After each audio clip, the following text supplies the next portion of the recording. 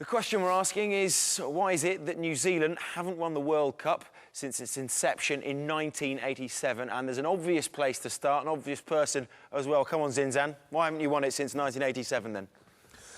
No excuses about food poisoning. Well, I just think at critical times that we just haven't been good enough at the time. I'm not going to sit here and been good enough. I think you've been good enough. You've definitely been good enough. But not at that particular time. Well, it just hasn't, for some reason, it hasn't happened. You know, in a critical moment of the game, second half in '99. They should have shut the door. They didn't, and that's the funny thing about France. Always have that ability just to flip a game on its head. I was actually sitting beside Bernard Sell's father, and when he actually scored that try underneath Jeff Wilson, he just gave me a big hug and he said, "That's my son." He pulled out a picture and showed me his wallet, showed me his son.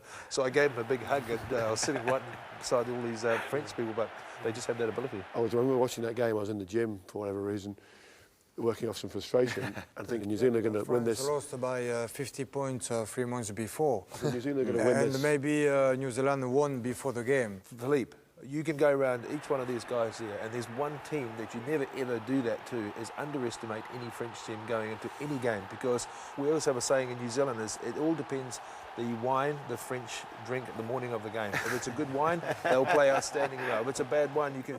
And that's the thing, is you just don't know what's going to come out. It's this whole thing, every World Cup, the All Blacks are the favourites. And the whole world has this expectation that the All Blacks are going to go and deliver again, and for a couple of years now, for a couple of different reasons, they've not. I think 95, we probably should have won it in 95, but this year, I'd go as far as to say it's going to be New Zealand that loses and not these guys that win it. If you don't win this time, what's going to happen? In 1999, the government changed. That's how. I mean, as a influence. No pressure then, Ziddy. Yeah. I'll say to you guys, on the current form of what I've actually seen here, I think you guys are under more pressure, because I think probably, I think some of the smaller nations are going to come in and knock you guys off. No, that's absolutely possible. John, do you think they're going to do it? They're going to win it? Yes. I'd rather have New Zealand's form with New Zealand's players heading into the World Cup from here than any other team. Can we get a promise off you then? If you don't win it, will you shave all your hair off? On my head? Yeah, on your head. Okay. Yeah?